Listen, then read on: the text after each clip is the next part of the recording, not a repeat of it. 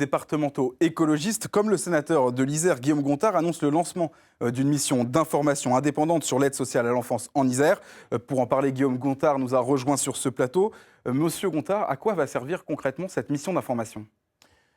Tout simplement, cette mission d'information, elle répond justement à un sujet grave, un sujet important, la question de l'enfance.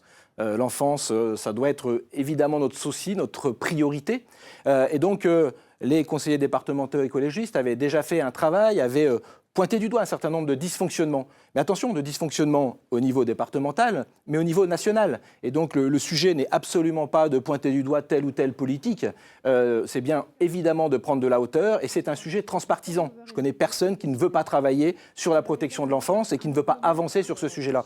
Donc d'abord, nous l'avons mis en valeur ce sujet. Donc je suis très heureux ce soir que le président du département avance sur ce sujet-là et fasse un certain nombre de propositions. Et de propositions, vous l'avez rappelé, qui sont intéressantes sur le narcotrafic, sur la prostitution.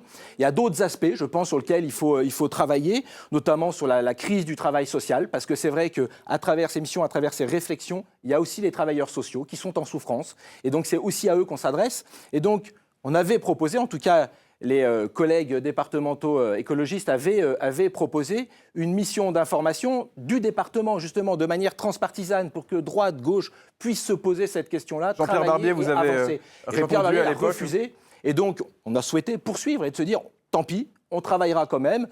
Et on le fera pour avancer sur un certain nombre de sujets et pour faire en sorte aussi que le département soit un département pilote en matière de protection de l'enfance. Et puis en lien, il y a ce qui se fait au niveau national aussi. On sait qu'on a, la ministre a annoncé un projet de loi, a priori, qui serait en Conseil des ministres. C'est quelque chose qu'on est attendu, sur lequel on a beaucoup poussé.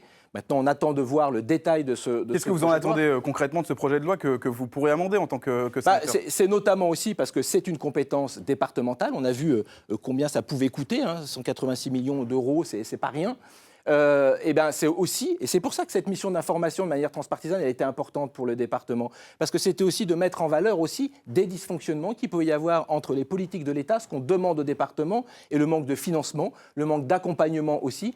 Donc c'est aussi à la fois à l'échelle nationale, à la fois à l'échelle départementale, comment justement on peut poser ce problème, je dirais, numéro 1, et qui devrait faire en sorte que, pour le coup, politiquement, on a traversé des élections municipales où, je veux dire, chacun a porté son projet. Je pense que l'enfance devrait et doit nous rassembler. Oui, le ministre de l'Éducation a aussi annoncé porter plainte contre l'application TikTok qui encouragerait au suicide. Ça fait partie de ce sujet de la protection de l'enfance. Qu'est-ce qu'on peut faire au niveau du département pour lutter contre cette violence sur les réseaux sociaux ? Il y a plusieurs sujets. Après, c'est vrai que sur la question des réseaux sociaux, on va avoir un texte justement, soit sur l'interdiction notamment des réseaux sociaux pour les mineurs. C'est un sujet qu'on aura la semaine prochaine, du coup, en discussion au Sénat.